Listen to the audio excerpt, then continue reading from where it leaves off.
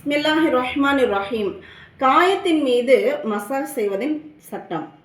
காயத்தின் மீது மசாஜ். உடலில் காயம் ஏற்பட்டுள்ளது அல்லது புண் கொப்பளம் வந்துவிட்டது, அதன் மீது நீர் பட்டால் காயம் அதிகரித்துவிடும் அல்லது ஆறுவதில் தாமதம் ஏற்படும் அல்லது ஏதாவது பாதிப்பு ஏற்படும் என்ற சூழ்நிலை இருந்தால் உழு செய்யும் போதும் குளிக்கும் போதும் அந்த காயத்தின் மீது ஈரக்கையை தடவிக்கொண்டால் போதும். அப்படி ஈரக்கை பட்டாலும் பாதிப்பு ஏற்படும் அல்லது அதை தடவுவதால் அதிக சிரமம் உண்டாகும் என்ற நிலை இருந்தால் மசாஜ் செய்வதையும் விட்டுவிடலாம். காயம்பட்ட இடத்தை மட்டும் விட்டுவிட்டு மீதி இடங்களை கழுவிக்கொள்ளலாம். இப்போ இது நிறைய பேருக்கு இந்த விஷயங்கள்லாம் தெரியாமல் இருக்கும். நம்ம ஒரு புண்ணு, இந்த கொப்பளம், இது போன்ற ஏதாவது ஒரு பிரச்சனை ஏற்பட்டுருச்சு அப்படின்ற பட்சத்தில் அந்த கட்டின் மீது நம்ம ஒழு செய்வோம். இப்போ உதாரணமாக ஒரு இடத்துல நமக்கு புண்ணு இருக்குது, அங்கே கட்டு போட்டிருக்கு அப்படின்னாக்கா அந்த இடத்துல மட்டும் நம்ம வெறும் ஈரக்கையை வச்சும் தடவிக்கொள்வது. தடவுதல், அதற்கு பேர் தான் மசாஜ் அப்படின்னு சொல்லப்படுது. நிறைய பேர் என்ன செய்யுங்க, இந்த பாடங்களை கவனிங்க. உங்களுடைய சொந்த பந்தங்கள், உங்களுடைய குடும்பத்தில் உள்ளவங்க, நண்பர்களுக்கெல்லாம் இதை என்ன செய்யுங்க, அனுப்பி வைங்க.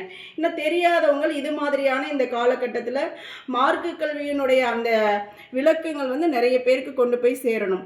இப்போ இந்த விஷயங்கள் எல்லாம் அறியாதவர்கள் அறிந்து கொள்வார்கள் இன்ஷா அல்லாஹ். கட்டின் மீது மசாஜ். இப்போ பாருங்கள், காயத்தின் மீது கட்டு போடப்பட்டிருந்தால் மேலும் அதை அவிழ்த்து கட்டுவதில் சிரமம் இருந்தால் உழு செய்யும் போதும் குளிப்பும் போதும் அந்த கட்டின் மீது ஈரக்கையை தடவிக்கொண்டால் போதும். அந்த கட்டு உழு இல்லாத நிலையில் கட்டப்பட்டிருந்தாலும் சரியே, நம்ம ஏற்கனவே உழு செய்யலை, எதுவும் செய்யலை, அடிப்பட்டோடனே போய் கட்டு போட்டோம், இப்போ அந்த கட்டை மேலே நம்ம உழு செய்யும்போது சும்மா தடவிட்டால் போதும் அப்படின்னு தான் சொல்கிறாங்க. மாவு கட்டு, பிளாஸ்டர். எலும்பு முறிந்து மாவு கட்டு போடப்பட்டிருந்தால் அல்லது சுளுக்கு ஏற்பட்டு அதன் மீது பிளாஸ்டர் போடப்பட்டிருந்தால் உழு செய்யும் போதும் குளிக்கும் போதும் அந்த கட்டின் மீது ஈரக்கையை தடவிக்கொண்டாலும் போதுமானதுன்னு சொல்றாங்க.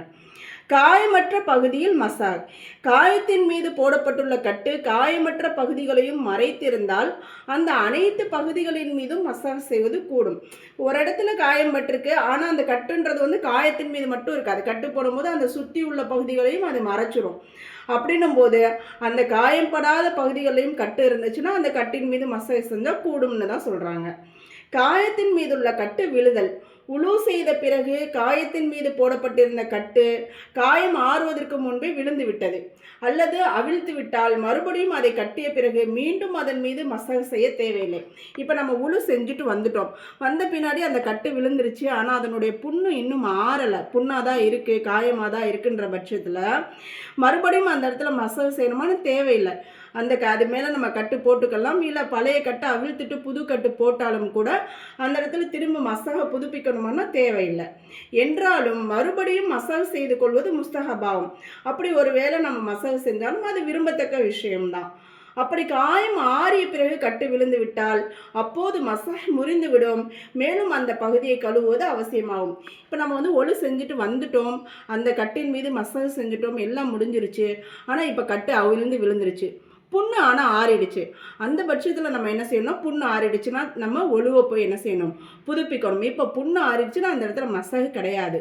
அப்போ நம்ம ஒழு செய்வது தான் அவசியமாக. அப்போ அந்த இடத்த போய் நம்ம கண்டிப்பாக கழுவணும்.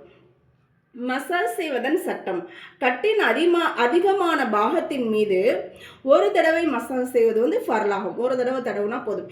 இப்போ கை அப்படின்னா 3 தடவை கழுவணும், கால் அப்படின்னா 3 தடவை கழுவணும், முகம்னா இந்த மாதிரியாக இருக்கும் பட்சத்தில் மசாஜ் அப்படிங்கிறது ஒரு தடவை தடவுனா போதும். அது ஃபர்லுன்னு சொல்கிறாங்க. எப்போதெல்லாம் குளிப்போமோ உழு செய்வோமோ அப்போதெல்லாம் அவசியம் மசாஜ் செய்து கொள்ள வேண்டும்.